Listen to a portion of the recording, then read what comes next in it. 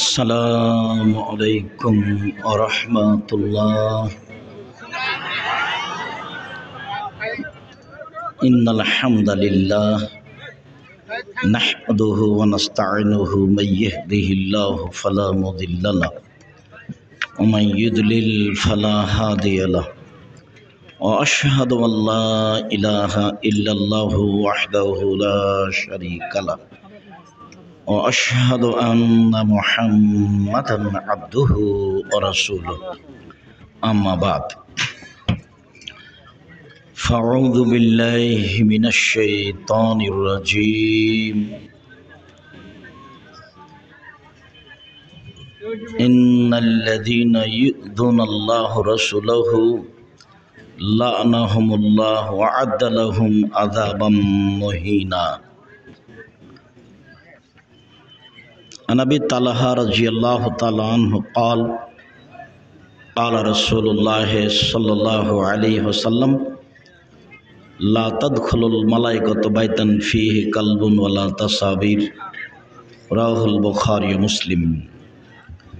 An Abdullah ibn Mas'ud radhiyallahu ta'ala anhu qala qala Rasulullah sallallahu alaihi wasallam ashaddu adabin yawmal qiyamah al musabbirun.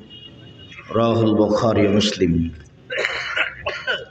An Abdullah ibn Umar radhiyallahu ta'ala anhu qala qala Rasulullah sallallahu alaihi wasallam innal ladhina yusabbiruna hadhihi as-suwara yu'adzabuna yawmal qiyamah yuqalu lahum ahimma khalaqtum. Rahul Bukhari Muslim.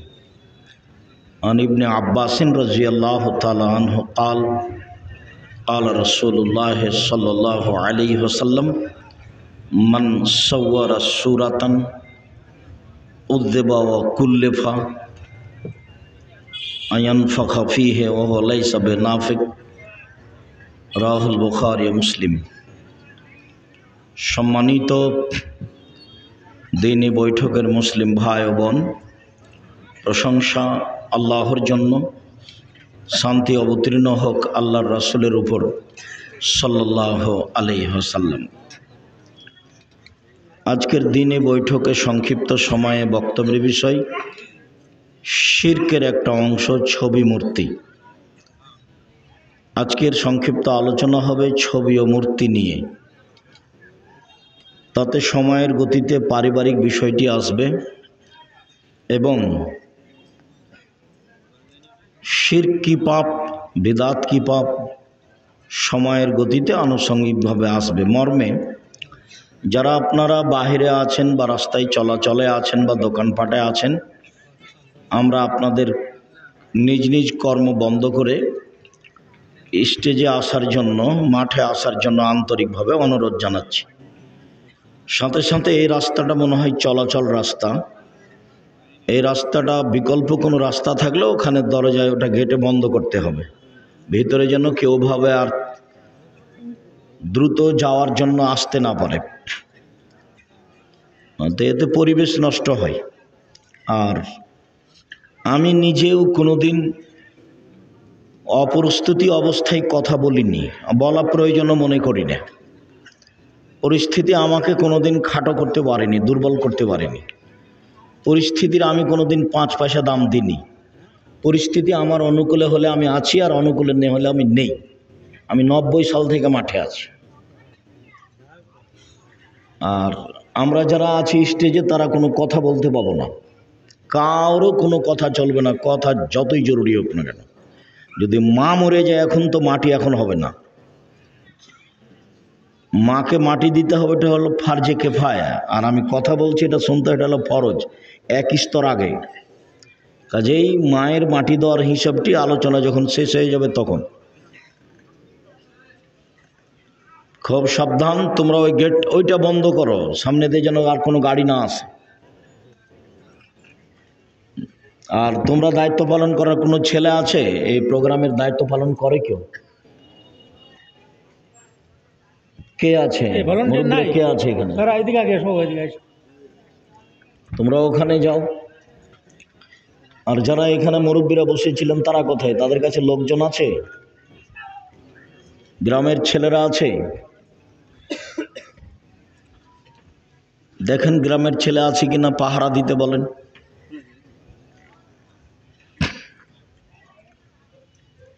আমি তো জানি না, না হলে আমি ছেলের ব্যবস্থা করতাম।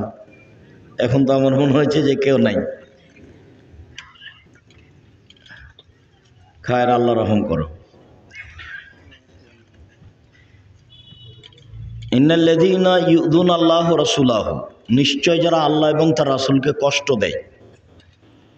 কি করে কষ্ট দেয়? শিরক এবং বিদআত করে কষ্ট দেয়। ওই যে গাড়িটা আসছে, স্টেট দিয়ে আসতে পাবে না, ঠেলে নিয়ে যেতে হবে। আমি পাহারা দিব ওখানে? এই গ্রামে কোনো যোগ্য লোক নাই, বুদ্ধিমান সচেতন? এই ছেলেরা তোমরা কেউ এই গ্রামের নও, এই গ্রামে কেউ তোমরা জন্মগ্রহণ করনি, যাও ওখানে দাঁড়াও।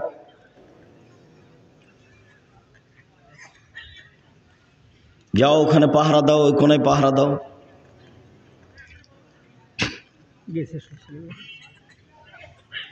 নিশ্চয় যারা আল্লাহ এবং তার রাসূলকে কষ্ট দেয়, লানাহুমুল্লাহ, আল্লাহ তাদের উপরে অভিশাপ করেছেন। ওয়া আদালাহুম আযাবা মুহিনা, আর তাদের জন্য অপমানজনক শাস্তির ব্যবস্থা করেছেন। কোরআন মাজিদে বিভিন্ন জায়গাতে শাস্তির ধরন উল্লেখ হয়েছে। কোনো জায়গাতে আল্লাহ বলেছেন কষ্টদায়ক শাস্তি, আর কোনো জায়গাতে আল্লাহ বলেছেন বড় শাস্তি, কোনো জায়গাতে আল্লাহ বলেছেন কঠিন শাস্তি, আর কোনো জায়গাতে আল্লাহ বলেছেন অপমানজনক শাস্তি। তো পাপের ধরনে শাস্তির ধরন। পাপ যদি হয় মন জুড়ানো, অন্তর ঠান্ডা করা, চক্ষু ঠান্ডা করা। চক্ষু ঠান্ডা করা কি? এই যে দিন রাত মোবাইলে ল্যাংটা মেয়ে আসছে, এটা হলো চক্ষু ঠান্ডা করা পাপ। এই যে মুরব্বীরা হজ করে আর এসার সালাত আদায় করে দোকানে বসে টুপি মাথায় দিয়ে টিভি দেখছে, এটা হলো অন্তর ঠান্ডা করা, চক্ষু ঠান্ডা করা পাপ। তো এই পাপের শাস্তি হলো আযাব মুহিন, অপমানজনক শাস্তি। তো আমাদের গ্রাম্য শাস্তিতে একটা লোক অন্যায় করেছে, তাকে 10 জুতা মেরেছে, এটা একটা শাস্তি। গ্রামের একটা লোক অন্যায় করেছে, তাকে বলেছে এই তুই আমাদের সামনে মাটিতে থুথু ফেলে জিভা দিয়ে চেটে নে, এটা একটা শাস্তি। তো ওটা হলো কষ্টদায়ক শাস্তির, হলো অপমানজনক শাস্তি। আল্লাহ আইনানে তাজনিয়ানে জেনাহমান নাজর, দুই চোখের জেনা হচ্ছে চোখ দিয়ে দেখা। অল ওজনানে জেনাহমাল ইস্তেমাও, দুই কানের জেনা হচ্ছে কান দিয়ে শোনা। দুই কানে ইয়ারফোন লাগা আছে, আর সব সময় ইন্ডিয়ার গান চলছে, ল্যাংটা মেয়ে নাচছে ওর কানে, ও বুঝতে পারছে। আল্লাহর নবী ওই কথা বলছেন, হাদিস বুখারী মুসলিম। অলিয়াত জেনাহাল বাদশ, হাতের জেনা হচ্ছে হা দিয়ে ধরা। আর রিজিল জেনাহাল মাসি, পায়ের জেনা হচ্ছে পায়ে এ পথে চলা।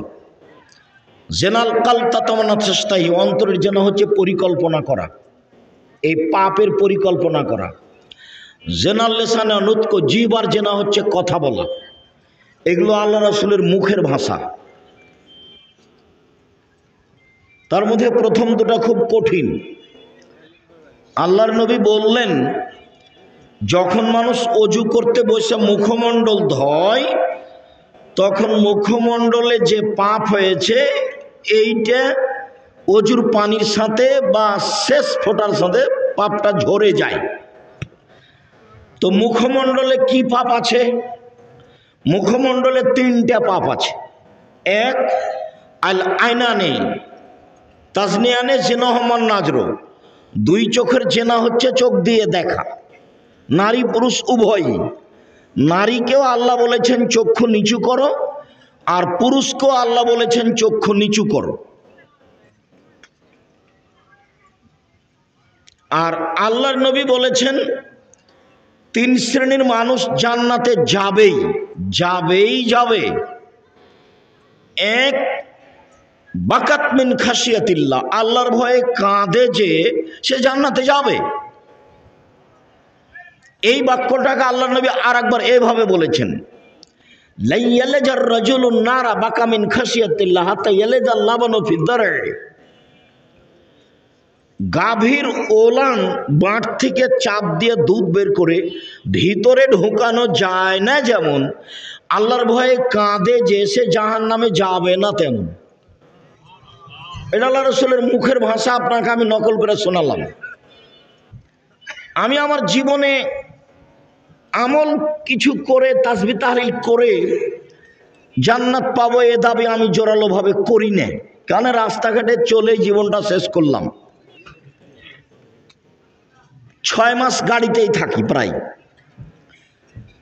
তারপরে ক্লাসের মধ্যে থাকি, ঝামেলার মধ্যে থাকি।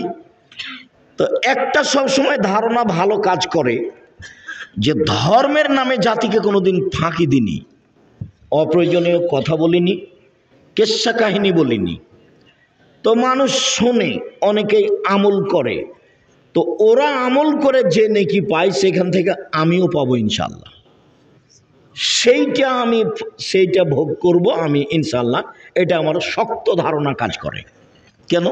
আমি জাতির নামে কোনোদিন, ধর্মের নামে জাতিকে কোনোদিন ফাঁকি দিইনি, অপ্রয়োজনীয় কথা বলিনি, জীবনে কোনোদিন মাঝহাবের পাতা পড়িনি, মাঝহাবের পাতা ছিঁড়ে দিয়েছি, ও পাতা কোনোদিন পড়ি না। কারো বিষয়ে কথা বলি না। কেউ যদি আমাকে ধুয়ে ছেড়ে দেয় তবু আমি তার নাম মুখে নিই না। ওই হিসাবে নেই। ও হাইকোর্ট জজ কোর্ট করে নিয়েছে একে, ফেসবুককে, ইউটিউবকে, বলে দিচ্ছে যে অমুক বলেছে, অমুক অমুক কাফের, অমুক কাফের।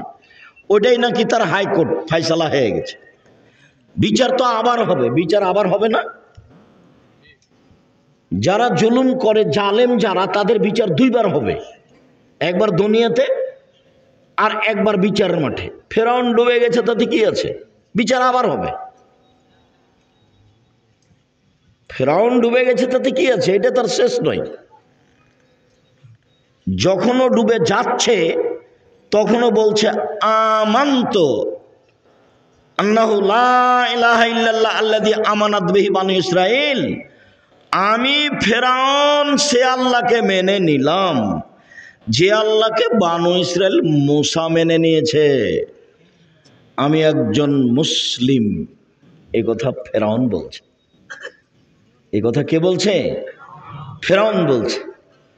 তখন আল্লাহ বলছেন আল আন কাদ আসাইতা কাবল। ও এখন তুমি তো ইতিপূর্বেই নাফরমানি করলে, তুমি জমিনে বিপর্যয় সৃষ্টি করেছো। আল ইয়াওমা নুনজ্জিকা বিবাদানিকা লিতাকুনা লিমান খালফাকা আয়া। ফেরাউন, তোমার শরীরকে চিরদিনের জন্য রেখে দিলাম, পরবর্তী কিয়ামত পর্যন্ত মানুষ তোমাকে দেখে উপদেশ গ্রহণ করবে। আমি দুইবার ফেরাউনের লাশের চতুর্দিকে ঘুরলাম, আর বলতেই থাকলাম, আর ঘুরলাম প্রায় 30 মিনিট যাবত। তুমি কি সে ফেরাউন? তুমি কি বলেছিলে যে আনা রব্বকুমুল আলা, আমি সবচেয়ে বড় আল্লাহ? আব্দুল হামিদ, এই স্টেজে এখনো কেউ কথা বলে? এই আব্দুল মোসাব্বের, দেখো তো কে? টাকা গুণে কথাবার্তা বলে না। টাকা এখন গণনা হবে না। টাকা কত কোটি টাকা, যে কয়েক কোটি হোক না কেন, পরে গণনা করেন না। দেবেন না কই, আমাদের তো জামিয়া সালাফিয়া চলে। আমাদের জামিয়া সালাফে মাসে বেতন লাগে 32 লক্ষ। জামিয়া সালাফে মাসে কত বেতন লাগে? 32 লক্ষ। শিক্ষক হলেন 300 জন, ছাত্র হলো 5000। জামিয়া সালাফে কত ছাত্র পড়ে? 5000। শিক্ষক সংখ্যা 300 জন, বেতন পরিমাণ 32 লক্ষ। তো তোমরা যারা ছিলা কালকে, তোমরাই বলো আমি কখন টাকা গুনলাম। আমি বলেছি 1 টাকা দিয়ে যেন 10 টাকা দিয়ে যান। জামিয়া সালাফে বৈদেশিক পয়সা দিয়ে চলে না, জামিয়া সালাফে কোনো সংস্থা দিয়ে চলে না, জামিয়া সালাফে এদেশের পয়সা দিয়ে চলে। কেউ বলতে পারবে না জামিয়া সালাফে আমি এটা করেছি, আমার কথা মানতে হবে, এমন মানুষ জামিয়া সালাফিয়া নেই। দেশের সর্ববৃহৎ প্রতিষ্ঠান জামিয়া সালাফিয়া, দেশের শিক্ষা মানে সর্বোচ্চ প্রতিষ্ঠান জামিয়া সালাফিয়া। দেশের শিক্ষক গুণে শিক্ষকের বেতন লাখের উপরে এক একজনের। মদিনা বিশ্ববিদ্যালয় থেকে এসে আছেন, এখন 4 জন এসে আছেন মদিনা বিশ্ববিদ্যালয় এখানে শিক্ষকতা করার জন্য। ইন্ডিয়ান আছেন কয়েকজন। 3 ধরনের খাওয়া রান্না হয়। যারা সৌদি আরব থেকে আসে ওদের জন্য খাওয়ার রান্না হয় ভিন্ন, ওই বাবুর্চি হলো চট্টগ্রামের। আর যারা ইন্ডিয়া থেকে এসে আছে এদের খাওয়ার হয় রান্না আরেকজন, এদের বাবুর্চি ভিন্ন। আর আমরা যারা গরিব মানুষ আমাদের বাবুর্চি ভিন্ন। 3 ধরনের রান্না হয়। যান কালকে যান, এখন খোঁজ নেন, এখন 3 ধরনের রান্না আছে রাত্রে। জামিয়া সালাফের রশিদ বহি বাইরে ব্যবহার হয় না। কোনো শিক্ষক জানে না প্রতিষ্ঠান কিভাবে চলে। কোনো শিক্ষককে টাকা আদায় করতে হবে না, ওর জানা নাই কিভাবে চলে। ও পড়াশোনা শেষ করে দিয়ে বাড়ি যাবে, বউ নিয়ে থাকবে, পরের দিন আবার আসবে, এসে ক্লাস নেবে, তার এই পর্যন্ত শেষ। কোনো জিম্মেদারি তার নেই। ওই টাকা স্টেজে গোনা লাগে না, মানুষ সহযোগিতা করে 10 টাকা 5 টাকা 10,000 50,000 এভাবেই চলে। জামিয়া সালাফিয়া ডাঙ্গিপাড়া পাওয়া রাজশাহী, যেটা প্রায় 40 বিঘা জমির ওপরে, সেখানে একটা মসজিদ নির্মাণ হয়েছে যার একতলাতে 3,000 মানুষ সালাত আদায় করতে পারবে। 90% জমির ওপরে, সেটা 4 তলা। আর জামিয়া সালাফিয়া রূপগঞ্জ নারায়ণগঞ্জ ঢাকা, এটার একতলাতে 10,000 মানুষ সালাত আদায় করতে পারবে। একতলায় 10,000। উত্তর দক্ষিণ 300 ফুট, পূর্ব পশ্চিম 200 ফুট, যার নির্মাণ কাজ চলছে। একদিন হয়ে যাবে ইনশাল্লাহ। জামিয়া সালাফিয়া রূপগঞ্জ নারায়ণগঞ্জ এখন প্রায় 100 বিঘা জমির উপরে অবস্থিত। ওর নাম হলো নলেজ সিটি। সবসময় পরিস্থিতি শান্ত রাখার চেষ্টা করবেন, আপনাকে আমি অনেক ভালোবাসি। আর উপস্থিত বৈঠকের মহিলা মানুষ, রাস্তা তো ভরে ঘুরলেন আর দৌড়াদৌড়ি করলেন, এখন বাড়ি চলে গেছেন নাকি? আমি আব্দুর রাজ্জাক বিন ইউসুফ আগে থেকে অবগত হয়েছেন যে আব্দুর রাজ্জাক সাহেব আসবেন, আমি এসেছি। আপনি যদি বাড়ি চলে যেয়ে থাকেন তাহলে এটা আপনার ভুল হয়েছে। আপনাকে আমি মনে করছি আপনি একজন হস্তিনী মহিলা, ঢং ঢং করে এসেছেন, ঢং ঢং করে চলে গেছেন। আপনাকে আমি একজন বুদ্ধিমতী মহিলা মনে করি না। আমি আপনার জন্য এসেছি, আপনার সাথে আমার অনেক কথা আছে। আমি আপনার জন্য এসেছি, আপনার সাথে আমার অনেক কথা আছে। আর একটা দিন বের করা কত কঠিন আপনি মূল্যায়ন করবেন না। মানে রাস্তায় দাঁড়িয়ে আছেন কেন? আপনি বাড়ি চলে গেলেন কেন? দোকানে বসে আছেন কেন? আপনি আমাকে দোকানে বসে কি দেখাতে চাচ্ছেন? কোন বিষয়টা আপনি আমাকে দেখাতে চাচ্ছেন? পয়সা তো আপনি নিচে পড়ে যাবেন, ছেলে মেয়ে তো আপনি পিছনে পড়ে যাবেন, শিক্ষা দীক্ষা তো আপনি পিছনে পড়ে যাবেন। তো কোন বিষয়টা নিয়ে আপনি বসে আছেন ওখানে? আমি আপনার দিনী ভাই, আমি রাজশাহী থেকে এসেছি আপনার জন্য। সব কাজ ত্যাগ করে আপনি আসবেন, এটা আমার ঐকান্তিক দাবি। বলছিলাম, গাভীর বাঁট ওলান থেকে চাপ দিয়ে দুধ বের করে ভিতরে ঢোকানো যায় না, যেমন আল্লাহর ভয়ে কাঁধে যে সে জাহান্নামে যাবে না, তেমন। মনে থাকবে না? পুরুষ নারী সবার জন্য। কথা প্রসঙ্গে কথা এসেছে যে শাস্তি হবে মানুষের পাপ অনুযায়ী। তো কোনোগুলো শাস্তি আছে অপমানজনক, আর কোনো শাস্তি আছে কষ্টদায়ক। তো অপমানজনক শাস্তি কোনগুলো? যেগুলো পাপ মনের সাথে জড়িত। মনে চায় ল্যাংটা মেয়েটা আমার মোবাইলে নাচুক, মনে চায় টিভিতে ইন্ডিয়ার এইসব মেয়েরা নাচুক, মনে চায় জেনার সাথে লিপ্ত হয়ে মেয়েদের সাথে গল্প করি, মনে চায় টাকনোটা প্যান্টটা টাকনোর নিচে থাক, যেগুলো মনে চায়। মনে চায় যে দাড়ি চেঁচে ফেলি, দাড়ি বড় হলে ভালো লাগে না, প্যান্টটা টাকনোর উপরে থাকলে ভালো লাগে না, নিচে থাকলে ভালো লাগে। তো যেগুলো মনে চায় সেগুলোর পাপের শাস্তি হলো অপমানজনক। চুরিও শাস্তি, ডাকাতিও শাস্তি, সুদও শাস্তি, ঘুষও শাস্তি, মানে মহাপাপ। তা এইগুলো পাপের শাস্তি হলো কষ্টদায়ক। আর মনের সাথে চলে যে সব পাপ, সেটা হলো অপমানজনক। অপমানজনক। আচ্ছা, আমি আমার প্যান্টটা টাকনোর নিচে রেখেছি, তা আমি কি কারো ক্ষতি করেছি?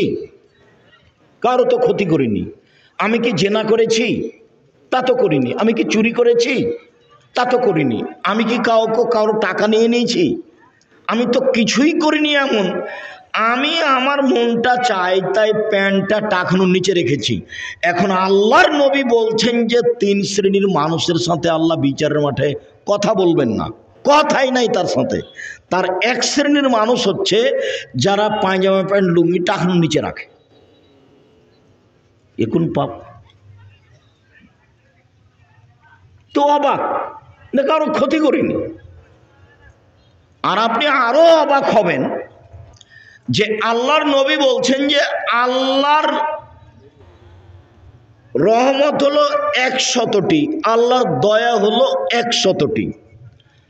তো 99টা দয়া আল্লাহ নিজের কাছে রেখেছেন, আর একটা দয়া আল্লাহ প্রাণীর মাঝে ভাগ করে দিয়েছেন।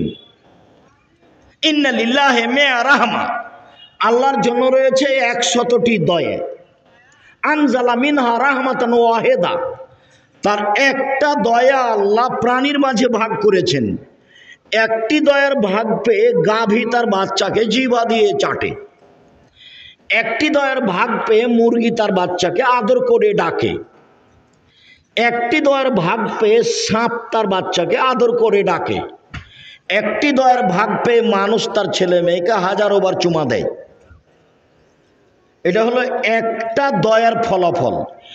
99টা দয়া আল্লাহ নিজের কাছে রেখেছেন। ইয়ারহামু বিহা ইয়াউমাল কিয়ামা আলাল ইবাদ, বিচারের মাঠে তিনি বান্দার উপরে 99টা দয়া দেখাবেন। এ দেখো আমি কত বড় দয়াবান। তাহলে তিনি কত বড় দয়াশীল হবেন বিচারের মাঠে। তারপরেও তিনি 3 শ্রেণীর মানুষের সাথে কথা বলবেন না, তাহলে তারা কত বড় পাপী। তার 1 শ্রেণীর মানুষ হলো টাকনুর নিচে প্যান্ট লুঙ্গি পায়জামা পরে যে, এটা কি পাপ? এটা মনের সাথে জড়িত পাপ। 3 শ্রেণীর মানুষ, 4 শ্রেণীর মানুষ জান্নাতে যাবে না, এই কথা আল্লাহর নবী বললেন। বলার পরে বললেন যে মুদমিনুল খামর, নেশাদার দ্রব্য পান করে যে, তো নিজের টাকা দিয়ে বিড়ি কিনে খাচ্ছে, তাতে আপনার কি? এটি কি হলো? সম্মানিত দিনী ভাই বোন, 3 শ্রেণীর মানুষ জান্নাতে যাবেই। তার 1 শ্রেণীর মানুষ আল্লাহর ভয়ে কাঁদে যে, 2 আল্লাহ রাস্তায় পাহারা দেয় যে, 3 অপর নারী বেগানা নারীকে দেখে চক্ষু নিচু করে যে। এই কথাটা বলার জন্য এতক্ষণ পর্যন্ত কথা বলছি। 3 শ্রেণীর মানুষ জান্নাতে যাবে। তো কথা উঠেছিল 2 চোখের জেনা হচ্ছে চোখ দিয়ে দেখা, 2 কানের জেনা হচ্ছে কান দিয়ে শোনা, হাতের জেনা হচ্ছে হাত দিয়ে ধরা, পায়ের জেনা হচ্ছে এই পথে চলা, মুখের জেনা হচ্ছে এই বিষয়ে কথা বলা, অন্তরের জেনা হচ্ছে এ ব্যাপারে পরিকল্পনা করা। হাদিস বুখারী মুসলিম। তো অজু করলে মুখের পাপ ঝরে যায়। তো কি কি জায়গা আছে মুখে পাপ হওয়ার? 1 মুখে কথা বলছে, অন্যায় কথা বলছে, মোবাইলে দিন রাত বেটি ছেলের সাথে মেয়ের প্রেমের গল্প করছে। অথচ আমি ছেলেটাকে বলেছি যে তুমি মেয়েটাকে ভুলে যাও, এমন ভাবে ভুলে যাও যে মারিয়াম যেমন বলেছিল, কুনতু নাসিয়াম মানসিয়া, হায়রা আমি জাতিকে কি দিয়ে বুঝাই, আমি যে বাচ্চা নিয়ে যাব জনগণের কাছে, আমি মারিয়াম, আমার তো বিবাহ হয়নি, আমার তো স্বামী নেই। আমি তখনই জিবরাইলকে বলেছিলাম আমার সন্তান হয় কিভাবে? আমি জেনাও করিনি, আমার বিবাহ হয়নি, আমার সন্তান হয় কিভাবে? যাক, শেষ পর্যন্ত সন্তান হয়েই গেল। তা আমি এখন কি করি? সন্তান আমি কি দিয়ে বুঝাবো? আমি হয়ে যেতাম নাসিয়া মানসিয়া, পৃথিবীর কেউ জানতো না মারিয়ামকে, পৃথিবীর কেউ জানতো না মারিয়ামকে। মারিয়াম শব্দটা পৃথিবীর মানুষ ভুলেই যেত, আমি এমন হয়ে যেতাম। তা তো আর হলাম না। শেষ পর্যন্ত গ্রামে চলে গেলাম। যখন গ্রামে গেলাম তখন আমার কোলে ছেলে দেখে গ্রামবাসী বলল, ছি ছি ছি, তোমার মা তো ভালো মানুষ, তুমি জেনা করেছো? আরে বাইতুল মুকাদ্দাসে থাকো, মসজিদে থাকো, মসজিদ ঝাড়ু দাও ধর্মের নামে, আর তুমি জেনা করো? এই তো তুমি মহিলা, তোমার তো বাপ ভালো মানুষ ছিল, তোমার বাপ তো এমন কাজ করেনি। গ্রামবাসী যা বলার তাই বলল। তিনি বললেন, আমি নাসিয়া মানসিয়া হয়ে যেতাম, কে জানতো না। আমি তোমাকে বলছি বোকা ছেলে, যুবক, তুমি মেয়েটাকে এমনভাবে ভুলে যাও, মারিয়াম যেমন ভুলে যেতে চেয়েছিল আমাকে কেউ না জানে। তুমি মেয়েটার নাম্বার একবারে মুছে দাও, ভবিষ্যতে যেন তোমার মনে না পড়ে। তোমাকে তো পাগল করে রেখেছে, তোমাকে ধ্বংস করবে, তোমার বাপকে ধ্বংস করবে, তোমার জাতিকে ধ্বংস করবে, তোমার বিদ্যা ধ্বংস করবে, তারপরে যাবে। শেষ পর্যন্ত তো মামলা হবে, তুমি জেলে যাবা। ইসুফ আলাইহিস সালাম জেলে ছিলেন 12 বছর। জুলাইখা নিজেই দরজা বন্ধ করেছে। জুলাইখা নিজে সব দরজা বন্ধ করেছে। জুলাইখা সব দরজা বন্ধ করে বলছে, হাইতালাক, ইসুফ তুমি আমার সাথে জেনায় লিপ্ত হও। তখন ইসুফ আলাইহিস সালামের প্রথম বাক্য, মাযাল্লাহ, আমি আল্লাহর কাছে আশ্রয় চাচ্ছি। ইসুফ দাদির চেহারা পেয়েছিলেন, দাদির। ইসুফ ভিন্ন ধরনের চেহারার মানুষ। ইসুফ দাদির চেহারা পেয়েছিলেন। ইসুফের দাদি কেটা? ইসুফ আলাইহিস সালামের দাদি কেটা? ইসুফ আলাইহিস সালামের দাদি হচ্ছেন ইব্রাহিম আলাইহিস সালামের স্ত্রী সারা। আর আল্লাহর নবী বলছেন যে সারা এত সুন্দরী মহিলা, সারা পৃথিবীতে যত মহিলা এসেছে সবার চেয়ে সুন্দরী সারা। আর না হলে ওই যুগে যত মহিলা ছিল তার চেয়ে সুন্দরী। আল্লাহ নবী বলেছেন সুন্দরী। তো দাদির চেহারা পেয়েছে ইসুফ, তো ইসুফ চেহারায় সুন্দর। তখন জুলাইখা সব দরজা বন্ধ করে দিল। দরজা বন্ধ করে দিয়ে বলছো, তুমি আমার সাথে জেনায় লিপ্ত হও। তো ইসুফ আলাইহিস সালাম বলেন, মাযাল্লাহ, আমি আল্লাহর কাছে আশ্রয় চাচ্ছি। তারপর ইসুফ বলছেন, অবাক কথা, ইন্নাহু রাব্বি, তোমার স্বামী আমার মালিক, আহসানা মাসায়া, আমাকে ভালো থাকতে দিয়েছেন, আমাকে ভালো খেতে দিয়েছেন। জুলাইখা, তোমার স্বামী আমার মালিক। জুলাইখা, তোমার স্বামী আমার মালিক, তোমার স্বামী আমার মনিব, আমার মালিক। তিনি আমাকে ভালো থাকতে দিয়েছেন, তিনি আমাকে ভালো খেতে দিয়েছেন। এ অন্যায় আমি কেমনে করি? এ অন্যায় আমি করতে পারি না। এই কথা বলে তিনি দিলেন দৌড়। দরজা খুলে বের হয়েছেন, এটা বোঝা যায় না। এবার যখন বের হয়েছেন, দেখেন মুখের উপরে জুলাইখার স্বামী। তো জুলাইখাও বের হয়েছে, ইসুফ আলাইহিস সালাম বের হয়েছে, দুইজন। এবার মুখের উপরে একজন, তিনজন এক জায়গায়। জুলাইখার স্বামী, ইসুফ আলাইহিস সালাম আর জুলাইখা, তিনজন এক জায়গায়। এখন জুলাইখা ভাষা পাল্টিয়ে দিল। জুলাইখা বলছে, যে লোককে আপনি বাড়িতে রেখেছেন চিনেন তাকে? সে কত বদ! এ আপনার স্ত্রীর সাথে জেনা করতে চায়, এর কি শাস্তি হতে পারে? এ দেখেন কথা উল্টে দিল। জীবনে কোনোদিন মেয়ের পাল্লাতে পড়বেন না, এবার সব ধ্বংস হয়ে যাবে। দেখেন জেল হয়ে যাচ্ছে। এখন মুখের ভাষা দেখেন তার। ও বলছে, এই যে যাকে বাড়িতে রেখেছেন সাধ করে, সে আপনার স্ত্রীর সাথে জেনা করতে চায়, এর কি শাস্তি দিবেন? আর আপনি কি শাস্তি দিবেন?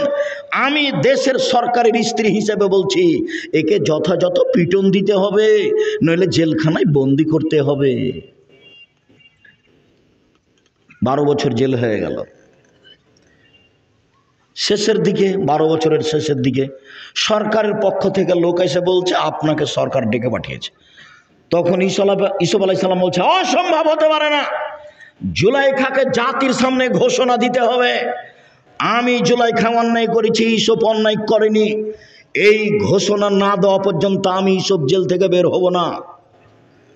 তখন আমাদের নবী মুহাম্মদ সাল্লাল্লাহু আলাইহি ওয়াসাল্লাম বলছেন, ইসুফ আমার চেয়ে ধৈর্যশীল, ইসুফ আমার চেয়ে ধৈর্যশীল, ইসুফ আমার চেয়ে ধৈর্যশীল।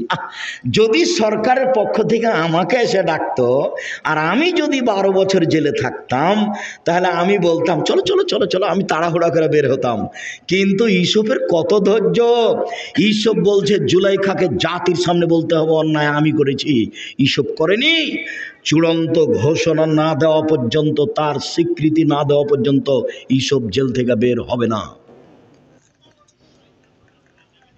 সাবধান থেকো তুমি। আর আমাদের ছেলেরা যারা দায়িত্ব পালন করেছে, কেউ যেন কোনো জায়গাতে কথা না বলতে পারে, এ ব্যাপারে তোমরা সতর্ক হও। কথা বন্ধ করে আপনারা পরিবেশ সুন্দর করে কথা শোনার চেষ্টা করুন। 3 শ্রেণীর মানুষ জান্নাতে যাবেই যাবে। তার 1 শ্রেণীর মানুষ আল্লাহর ভয়ে কাঁদে যে, 2 আল্লাহ রাস্তায় পাহারা দেয় যে, 3 অপর নারীকে দেখে চক্ষু নিচু করে যে। বাড়িকে কন্ট্রোল করার চেষ্টা করুন, নিজেকে কন্ট্রোল করার চেষ্টা করুন। আপনাকে নিজেকেই কন্ট্রোল করতে হবে, তাহলে আপনার জন্য সহজ হবে। আর ফুলবাড়ি, গোবিন্দগঞ্জ, গাইবান্ধার উপরে আমার ভালো ধারণা, খুব একটা খারাপ ধারণা নেই, যদিও 2টা বিষয়ে খারাপ ধারণা আছে। একটা হলো এই যে গাইবান্ধার লোকজন বোনদেরকে জমি দেয় না। আব্দুল রাজ্জাক সাহেব, আপনি কি তার মধ্যে? না, আমি তার মধ্যে নই। আপনার সমন্দিরেও কি আপনাকে জমি দেয়নি, আপনার স্ত্রীকে? না, আমি তার মধ্যে না। তারা বলেছে যে যেখানে পাবে সেটা নিয়ে নি, যদিচ আমাদের নেওয়ার প্রয়োজন নাই, আমরা নিজেরই জমি চিনি না। আমার বাপ মারা যাওয়ার পরে মাটি দিয়েছি, তারপরে আগে জমি ভাগ করেছি, তারপরে খেয়েছি, তারপরে গাইবান্ধা গোবিন্দগঞ্জ চলে এসেছি শিক্ষকতা করার জন্য। তখন আমি গাইবান্ধা গোবিন্দগঞ্জ জান্নাতপুর বাইশপুরের শিক্ষক। বলছিলাম, সম্মানিত দিনী ভাই বোন, এই হলো একটা দুর্বলতা। বাপ মরার সাথে সাথে জমি দিয়ে দিতে হবে বোনকে। 1 মিনিট, 15 শতক জমি রেখে বাবা মারা গেল, তো তুমি নিবা 10 শতক, তোমার বোন নেবে 5 শতক। তো তুমি নিবা সকালে আর তোমার বোন নিবে বিকালে, এরকম বিধান আছে কি? না হাতে হাতে, হাতে হাতে, একবারে নগদ নগদ। সেখানে 10 বছর 15 বছর যায় কি করে? আগামীকাল সন্ধ্যা হতে হতে সব জমি যে যা পায় তাকে দিয়ে দিতে হবে। ভাগ্যে যেটা রুচি আছে সেটা করে খাবে, অন্য কিছু নয়। ভাগ্যে যে রুচি আছে সেটা করে খাবে। আব্দুল মোসাব্বের ব্যবসা করে, তা আব্দুল মোসাব্বেরকে বলছি, তুমি আব্দুল মোসাব্বের, তোমার হাতের লেখাটা আমার মনে আছে, তুমি পাতাতে, খাতার পাতাতে ঘর ভরে লিখতে, তোমার হাতের লেখাটা খুব সুন্দর ছিল। তো মায়েরটার খেয়েছো? মানে আমি খুব শক্ত মেজাজের শিক্ষক। তো বলছে তেমন নয়, তো 2-1 দিনের কথা বলা যায় না। তো ব্যবসা করে খাচ্ছে, ভালো অবস্থায় আছে। যার যেটা রুজি সে সেটা করবেই। রুজির চিন্তা করে বোনকে দিবেন না ভাগ, এটা ভুল হবে। আর একটা খারাপ প্রথা আছে, সেটা হলো শ্বশুরের কাছে টাকা নেওয়া, যৌতুক নেওয়া। যৌতুক নেওয়ার চেয়ে ভিক্ষা করে খাওয়া ভালো। যৌতুক নেওয়ার চেয়ে ভিক্ষা করে খাওয়া ভালো। যারা যৌতুক নিয়েছেন ভিক্ষা করে খান। এই ছেলে দেখো, তোমার বাপের মুখখান কালো হয়ে গেছে, দেখো, ভিক্ষা করে খান। ভিক্ষা করে খাওয়া জায়েজ। আমি ভিক্ষা করে খেতে বলিনি, আমি বলছি বাপের জমিদারি আছে, ব্যবসা করেন, কোটি টাকার ব্যবসা করেন, বড় ধনী হন, ভিক্ষা করে খাবেন কেন? আমি বলছি নিচে নামতে নামতে নামতে দিন মজুরি করে খান।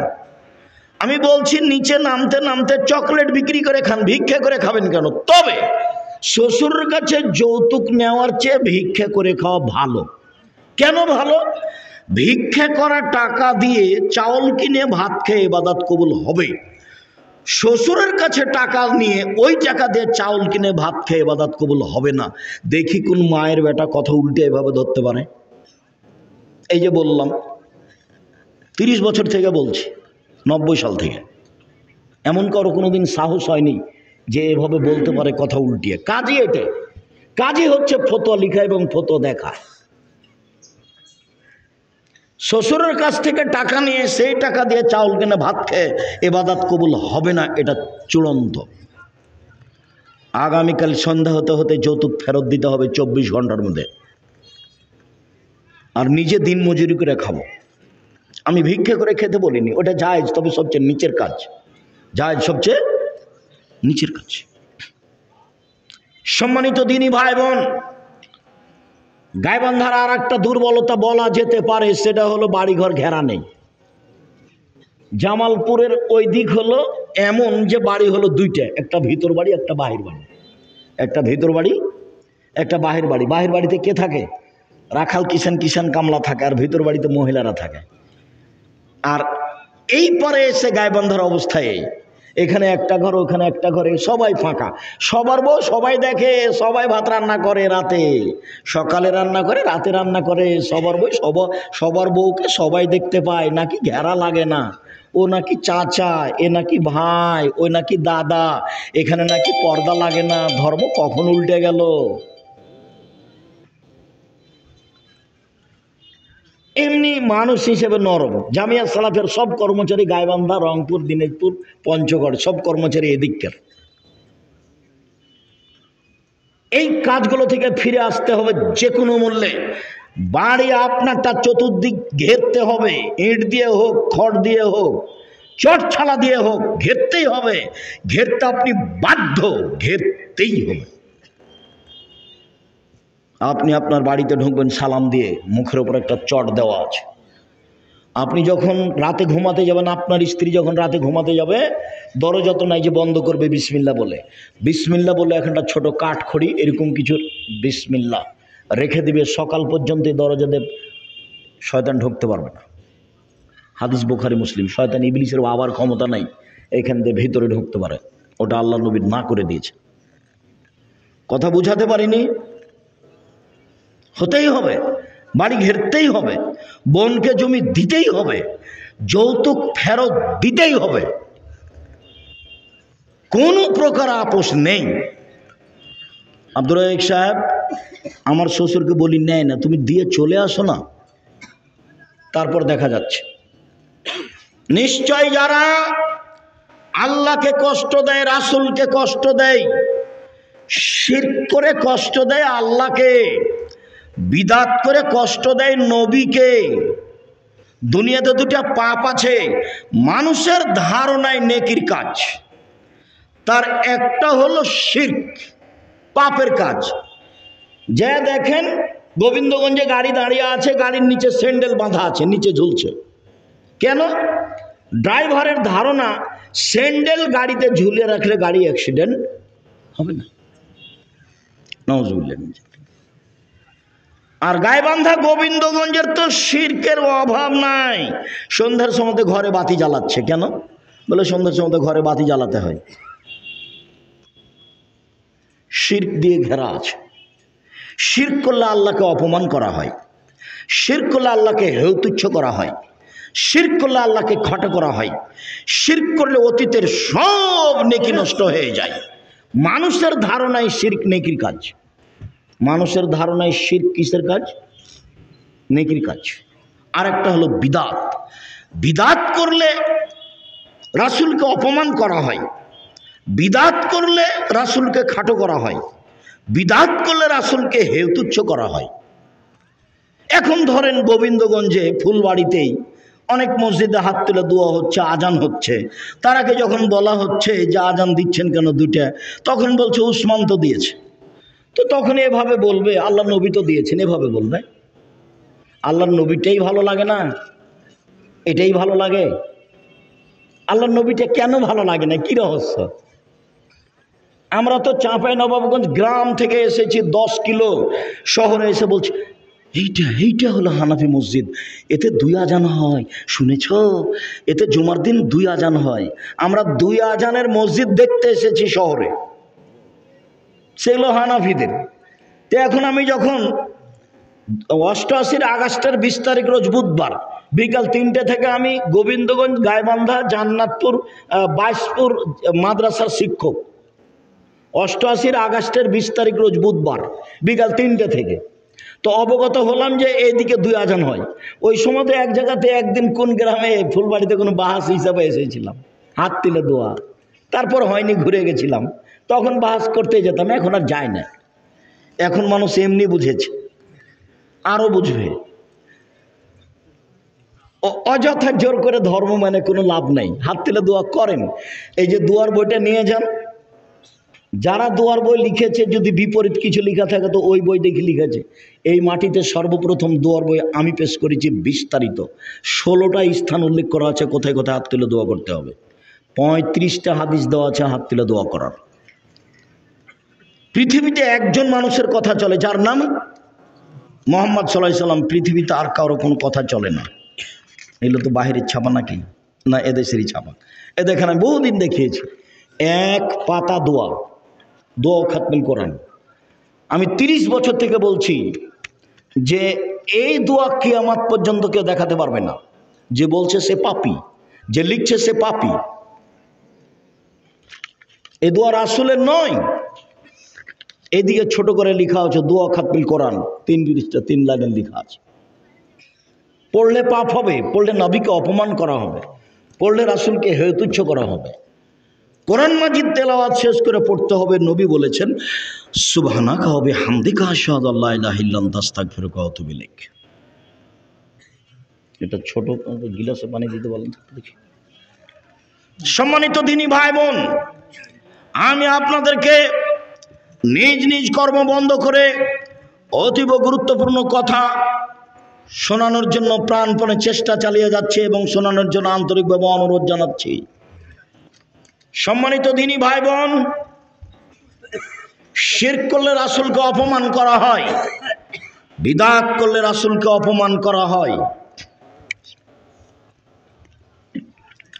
বিদআত মানুষের ধারণায় নেকির কাজ। যেমন লোকটা মরে মরে, লোকটা মরে মরে, জান যায় যায়, ওর পাশে বলো লা ইলাহা ইল্লাল্লাহ। আল্লাহ নবী বলছেন এখন যদি ও লা ইলাহা ইল্লাল্লাহ বলে তাহলে জান্নাতে চলে যাবে, হাদিস সহিহ। কিন্তু তার পাশে কোরআন মাজিদ পড়লে গুনাহ হবে, কেন? রাসূল বলেননি। তা আপনি যে কোরআন মাজিদ পড়ছেন, হ্যাঁ আব্দুল রাজ্জাক সাহেব কোরআন মাজিদ পড়লে গুনাহ হবে, তো কোরআন মাজিদ আপনি বাড়িতে পড়েন না, এখানে পড়ছেন কেন? এখানে পড়লে বলতে হবে লা ইলাহা ইল্লাল্লাহ, বিকল্প কোনো পথ নেই। মারা গেছে চাদর দিয়ে ঢেকে দেন, মুখখান কেবলা দিকে করলেন কেন? কে বলেছে করতে? অজু দিয়ে গোসল দিন, তো অজু দেওয়ার সময়তে পেট চেপে পেশাব পায়খানা বের করলেন কেন? করা গুনার কাজ। আপনি এখন নখ ছোট করছেন কেন? করা যাবে না। এখন গোপ ছোট করছেন কেন? আপনি পরিষ্কার পরিচ্ছন্নতায় গেলেন কেন? সব বন্ধ, শ্বাস ছিল সব ছিল, শ্বাস নেই সব বাতিল। এখন শুধু অজু দিয়ে গোসল দিতে হবে, অজু দিয়ে গোসল দিবে বাস। স্বামীকে গোসল দিবে স্ত্রী, স্ত্রীকে গোসল দিবে স্বামী, অন্যথায় মহিলাকে গোসল দিবে মহিলা, পুরুষকে গোসল দিবে পুরুষ। ঋতুবতী থাকার যায় থাক, হাইজ থাকার যায় থাকো, গোসল দিতে পারবে, কোনো সমস্যা নেই। সম্মানিত দিনী ভাই বোন, বাস 3টে কাপড় রাখেন, 5টা কাপড়ের হাদিস ঠিক নয়। 3টে কাপড় রেখে লাশটা উঠিয়ে দেন, দুই দিক থেকে কাপড়টা জমা করেন। এখন হাতটা রাখবেন 2 পাশে, বুকের উপরে রেখে নামাজি দেখাবেন না, 2 পাশে রাখবেন। এবার জানাজার পূর্বে কোনো কথা নেই, চেয়ারম্যান মেম্বার কারো বক্তব্য চলবে না, কোনো কথা নেই। শুধুমাত্র ওর ভাই বা ওর বেটারা বলবে যে আমার বাপের যদি কোনো লেনদেন থাকে ঋণের ব্যাপার, তাহলে আমি পরিশোধ করে দেবো, এইটুকু। এরপরে জানাজা, জানাজা কাঁধে করে নিয়ে যেতে হবে, আগে কেউ যেতে পাবে না, এ কথা মিথ্যে। কাঁধ পরিবর্তন করতে হবে, এ কথা মিথ্যা। প্রয়োজনে 10 বার কাঁধ পরিবর্তন করুক। 3 বার লাশটাকে রাখতে হবে, এ কথা মিথ্যা। প্রয়োজনে 10 বার রাখুক, প্রয়োজনে রাখবে, রাখতে হবে, এ কথা নয়। লাশটা ওখানে না রাখা পর্যন্ত কে বসতে পাবে না, এ কথা ঠিক নয়। ওর আগে আগে কোনো মানুষ যেতে পাবে না, এ কথা ঠিক নয়। যেদিকে পা থাকে সেদিক থেকে লাশ ঢোকাতে হবে। বিসমিল্লাহি ওয়া আলা মিল্লাতি রাসূলিল্লাহি সাল্লাল্লাহু আলাইহি সাল্লাম। 3 অঞ্জলি মাটি দিতে হবে। বহু মানুষ ডালিতে করে সবার হাত দিয়ে মাটি ছয়ে নিতে হবে, নেহাত অন্যায় কথা, পাপের কথা। বাস যা মানুষ এসেছে এসেছে, সবাই ডবল নেকি পেয়ে যাবে, মাটি দেওয়া হয়ে গেছে গেছে। লাশ রাখতে হবে এবারে হুবাহু ডান কাতে, গোটা লাশটা ধরে একবারে আলোক করে উঠিয়ে এক পাশে লাগিয়ে দিতে হবে, মুখ থাকবে কেবলার দিকে। চিৎ করে কবরে রাখা হবে না। মাটি শেষ হয়ে গেলে বলতে হবে আল্লাহ মাগফিরুল ওয়াসাব্বে, তো বাড়ি চলে যেতে হবে। সবাই মিলে হাত তুলে দোয়া করলে সবাই গুনাহগার হবে, রাসূলকে অপমান করা হবে। আপনি একটু পরে এসে হাত তুলে দোয়া করেন, আপনার বাপ হয়, আপনার ভাই হয়, এখন যান। আপনার বাপ, আপনার ভাই, আপনার আত্মীয়স্বজন যান, মাঝে মধ্যে যান। যাননি তো সেদিন খামাখার ঢং দেখাতে গেছেন কেন? আমি তো 30 বছর আগে না করেছি। এমন কোনো মায়ের বেটা এখনো জন্ম হয়নি কেন? ওরকম মুখের ওপরে বলে না কেন? হুবাহু প্রমাণ পেশ করতে হবে। শুধু কাজই এটা। 90 সাল থেকে মাঠে আসছি, শুধু কাজ হলো এটা ফতোয়া লেখা। তারপরে 2 নম্বর কাজ হলো পড়াশোনা করা, শিক্ষকতা করা। আর 3 নম্বর কাজ হলো মাঠে যাওয়া। শুনুন, ধর্ম একজন লোকটির নাম দিয়ে কথা দিয়ে চলে, যার নাম মুহাম্মদ সাল্লাল্লাহু আলাইহি ওয়াসাল্লাম। পৃথিবীর কারো কথা চলে না। রাসূলকে অপমান করে সফলতা অর্জন করা যাবে না। সুন্নাত রাসূলের বাস্তবায়ন করতে হবে। হাত তুলে দোয়া করেন, এখন করেন। আমি তো সব সময় বলছি যে আপনি হাত তুলে দোয়া করেন, পদ্ধতিও বলছি। আপনি যার কথা বলেছেন সে তো পদ্ধতি বলেনি। আমি বলেছি এখনই যদি নিতে হয় তাহলে এভাবে বলতে হবে, এখনই দাও। আর যদি বলেন যে দাও, তাহলে এভাবে বলেন। বলার পদ্ধতি, আগে কি পড়তে হবে? আর সূরা ফাতিহা বলতে পড়তে হবে ইসমে আজম। তো সূরা ফাতিহার প্রথম 3 আয়াত হলো ইসমে আজম। বা লা ইলাহা ইল্লা আনতা সুবহানাকা ইন্নী কুনতু মিনাজ জালিমিন, এটা হলো ইসমে আজম। বা আসলেই ইসমে আজম, যেটাকে আল্লাহ নবী বলেছেন। একটা লোক একটা দোয়া পড়ে দোয়া করলো, তখন আল্লাহ রাসূল বললেন লোকটা ইসমে আজম দিয়ে দোয়া করেছে, যা চেয়েছে তাকে দেওয়া হয়েছে, যা চেয়েছে তাকে দেওয়া হয়েছে, ও যা বলেছে তা মেনে নেওয়া হয়েছে। লোকটা ইসমে আজম পড়ে দোয়া করেছে, ও যা চেয়েছে তা দেওয়া হয়েছে, ও যা বলেছে তা মেনে নেওয়া হয়েছে।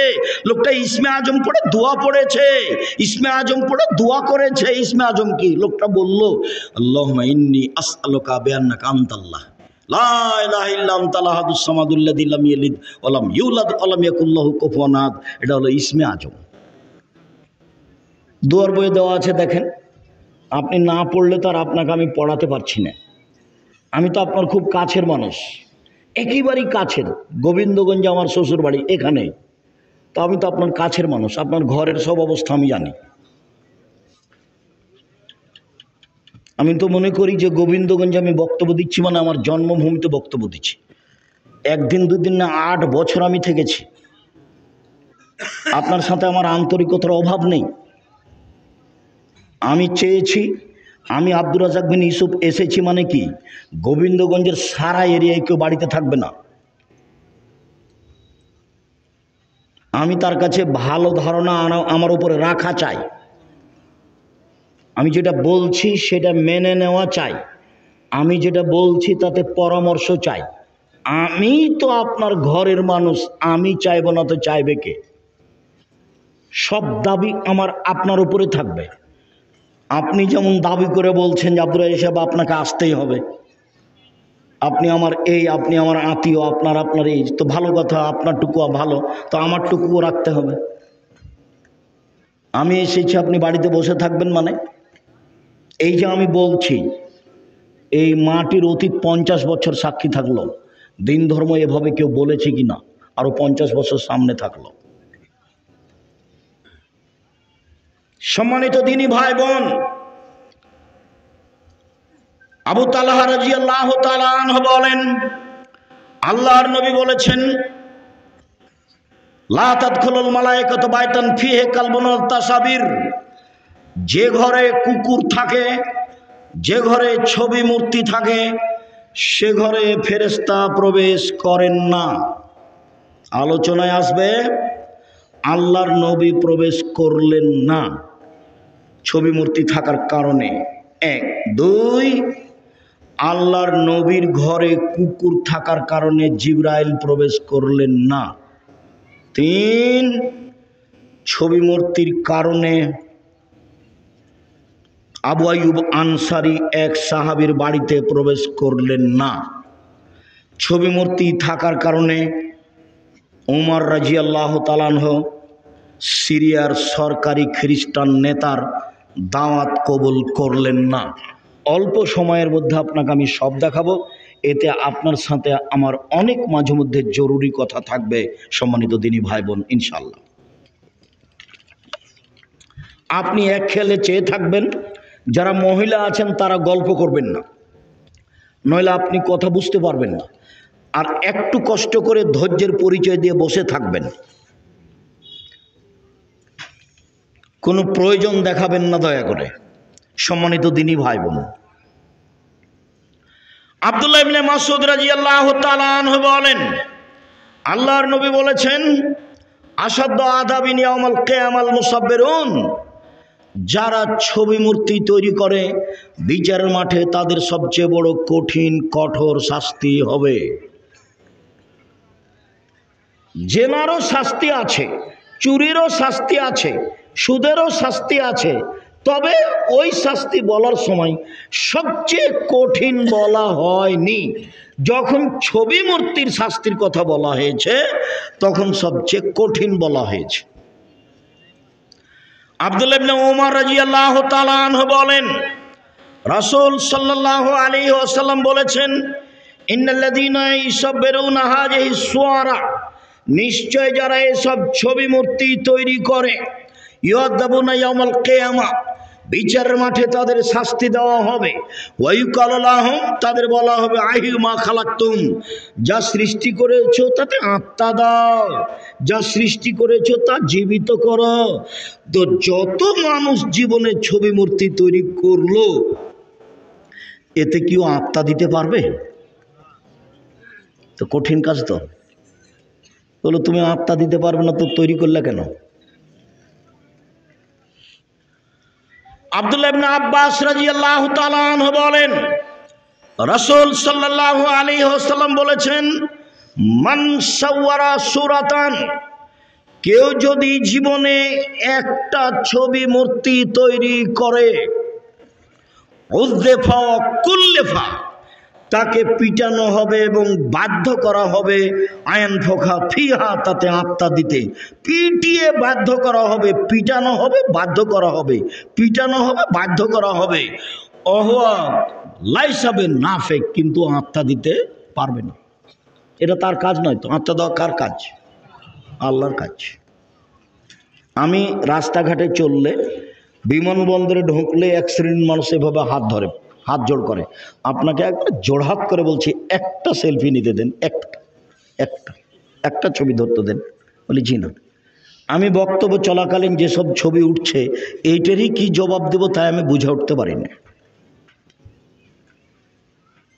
এখন আমি মাঝে মধ্যে বলি যে আমি জনগণের সামনে বলে অত সুবিধা পেতাম না, যন্ত্রের সাহায্যে সারা পৃথিবীর বাঙালি যেভাবে জানলো। সারা পৃথিবীর যারা বাংলা ভাষার লোক তারা যন্ত্রের মাধ্যমেই জানলো। পৃথিবীর যেখানেই যায় না কেন সেখানেই বলে, আব্দুর রাজ্জাক সাহেব, আপনার বক্তব্য আমরা তো ইউটিউবে দেখে, আমি দাড়ি ছেড়ে দিয়েছি, আমি প্যান্ট এখনো নিচে কেটে ফেলেছি, আমি 5 ওয়াক্ত সালাত আদায় করি, আরে আপনার বক্তব্য শুনে শুনে আমি না এভাবে বাড়িকে সুন্দর করে ঘেরেছি। আমরা একটা ক্যারাম বোর্ড খেলতাম, তাকে একেবারে ভেঙে চৌচির করে আগুনে জ্বালিয়ে দিয়েছি। তো যার জন্য আমি এটা মেনে নিয়েছি। এক সময় এগুলো আমার সামনে কেউ রাখতে পারতো না। তাকে পিটিয়ে বাধ্য করা হবে, সেটা কি সহজ কথা হলো? কিন্তু সেটা করতে পারবে না। চলেন এবার খুব কাছাকাছি চলে আসে। আয়েশা রাদিয়াল্লাহু তাআলা আনহা বলেন, লাম ইয়াকুন ফিল বাইতি শাইআন ফিহা সূরা আও তাসালিম ফানাকাজাহু, আল্লাহর নবী বাড়িতে ঢুকে দেখতেন কোনো কিছু ছবি মূর্তি, প্রাণী, মাটির তৈরি, গাছের তৈরি, যে কোনো প্রাণীর যদি ছবি মূর্তি দেখতেন তাকে হাতে হাতে ভেঙে চৌচির করে দিতেন। আজ বাড়িতে ঢুকে দেখবেন আপনার স্ত্রীর জন্য, আপনি যে আপনার বাচ্চার জন্য পায়খানার জন্য আপনি পটটা কিনে নিয়ে গেছেন, সে পটটা ঘোড়া।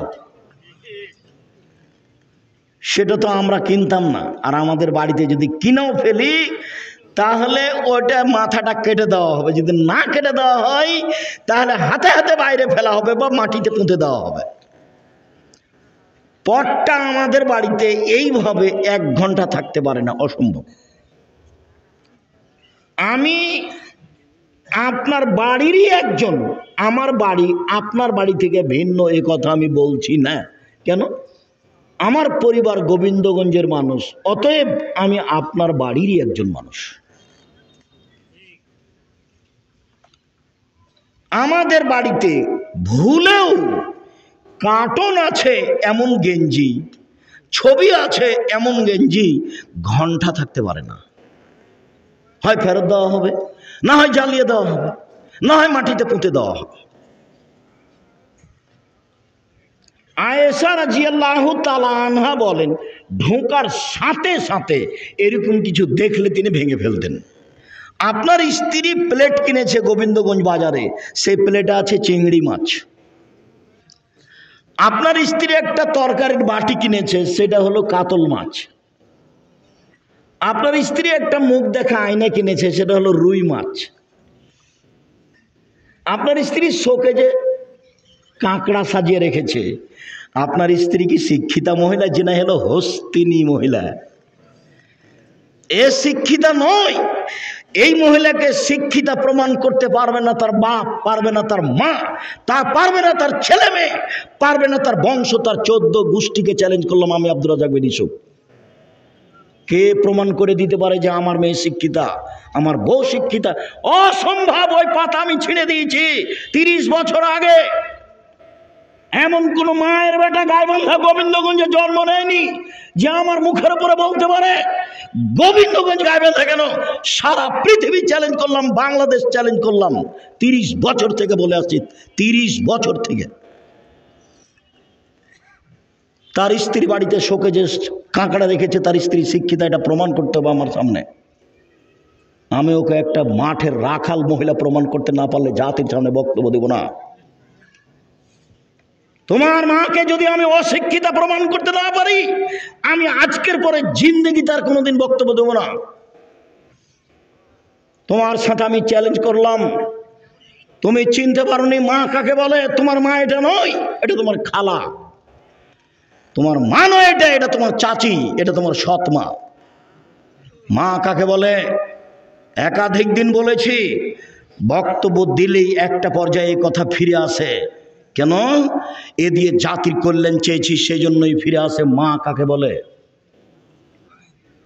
জাবের রাদিয়াল্লাহু তাআলা আনহু বলেন, আমি রাসূলের সাথে যুদ্ধ করে আসছিলাম, মদিনায় ঢুকবো। আল্লাহর নবী বললেন, জাবের থামো, এখানে রাতে থাকো, সকালে বাড়িতে প্রবেশ করব।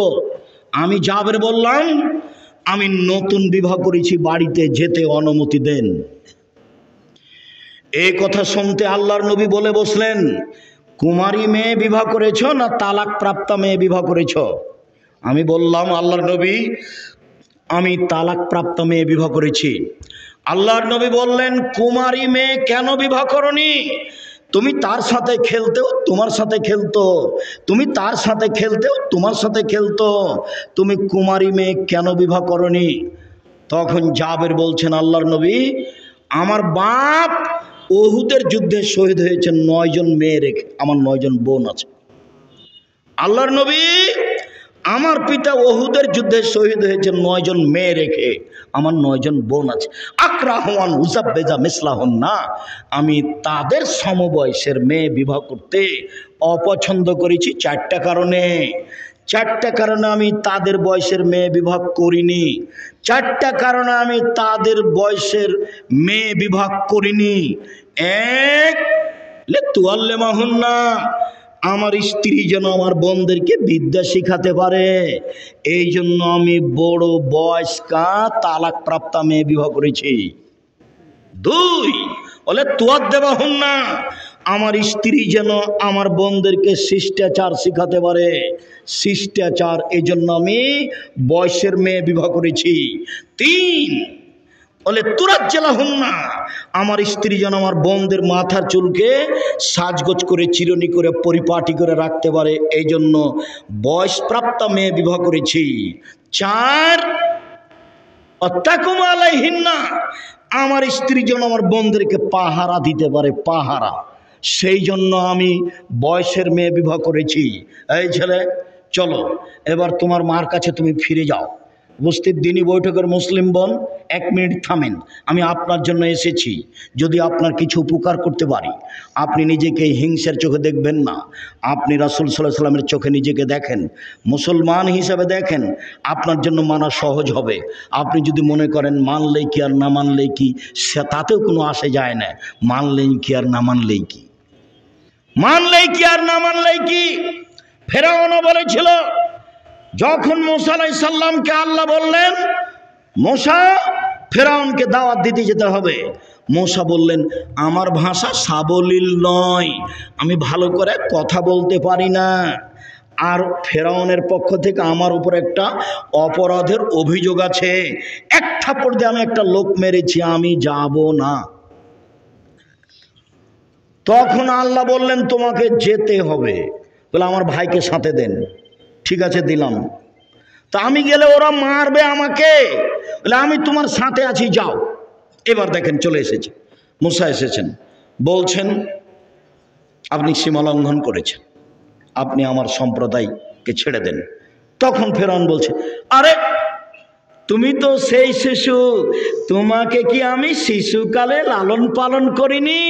1 2 তুমি কি শিশুকালে বহু বছর আমার মাঝে থাকনি? 3 তুমি তোমার কর্ম করেছো, যা করেছো, এক থাপড় দিয়ে মানুষ মেরেছো, তুমি বড় অকৃতজ্ঞ। এটা ফেরাউন বলল। এখন মূসা বলছেন জি আমি যা করেছি তা করেছি, তখন আমি ভুল পথে ছিলাম, ঠিকই এক থাপড় দিয়ে মানুষ মারা ভুল হয়েছে, আমি যা করেছি তা করেছি, তখন আমি ভুল পথে ছিলাম। তোমার হত্যার ভয়ে আমি মূসা দেশ ছেড়েছি। আমার প্রতিপালক আমার প্রতি দয়া করেছেন, আমাকে জ্ঞানে গুণে পূর্ণ করেছেন, আমাকে নবী করেছেন। হ্যাঁ ঠিকই, তুমি আমার উপরে অনুগ্রহ করেছো, অনুগ্রহ করে তুমি খোঁটা দিয়েছো। এই যে খোঁটা, হ্যাঁ তোমাকে আমি শিশুকালে লালন পালন করিনি, এই যে খোঁটা। হ্যাঁ তুমি কি শিশুকালে বহু বছর আমার মাঝে থাকনি, এই যে খোঁটা।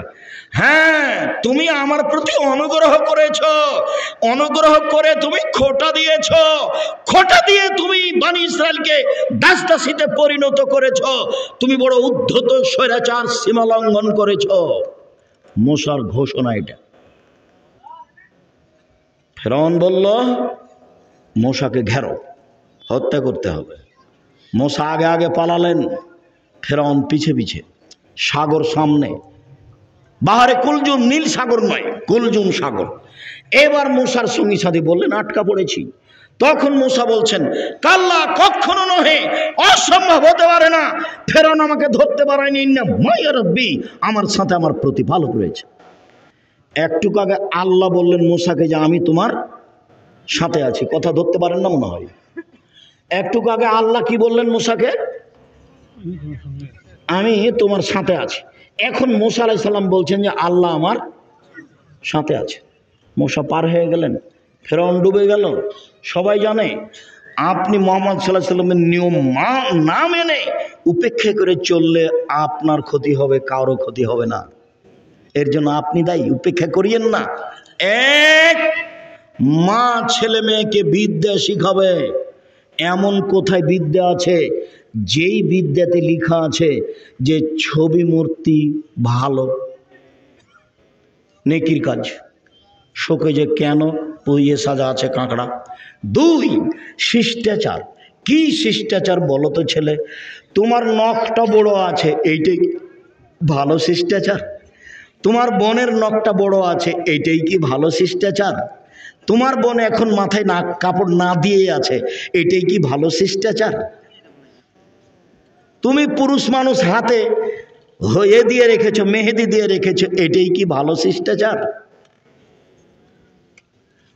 শিষ্টাচার শিখাবে। 2 আমার বোনদেরকে চিরুনি করে যত্ন করে রাখবে, কাপড় চুপড় পরিষ্কার করে ঝকঝক করে সাজগোজ করে বাচ্চাকে রাখবে। এটা কার জিম্মেদারি? এটা মায়ের জিম্মেদারি। 4 বাচ্চার উপরে মা পাহারা দিবে, তার নাম মা। সব সময় 24 ঘন্টা বাচ্চার উপরে পাহারা দিবে মা। কোথায় গেছিলে? কি করছিলা, কি করো, আজকে ক্লাস নেই, আজকে যাওনি কেন, আজ কেন যাবা? সব সময় মা পাহারা দিবে বাচ্চাদের, তার নাম মা। শুনুন, আয়েশা রাদিয়াল্লাহু তাআলা আনহা বলেন, কাদামান নবী সাল্লাল্লাহু আলাইহি সাল্লাম মিন সাফারিন, একদা আল্লাহর নবী সফর থেকে এসে বাড়িতে ঢুকলেন। বাড়িতে ঢুকে দেখলেন যে ইন্নালি কেরামান সাতার্ত আলা সাহুয়াতিন লি, আমার একটা চাদর ছিল, সেই চাদরটা আমি জালানায় ঝুলিয়ে দিয়েছিলাম, সেই চাদরে ছিল ছবি। আল্লাহ নবী দরজায় দাঁড়িয়ে বললেন, আয়েশা মা হাজিহি, এইটা কি?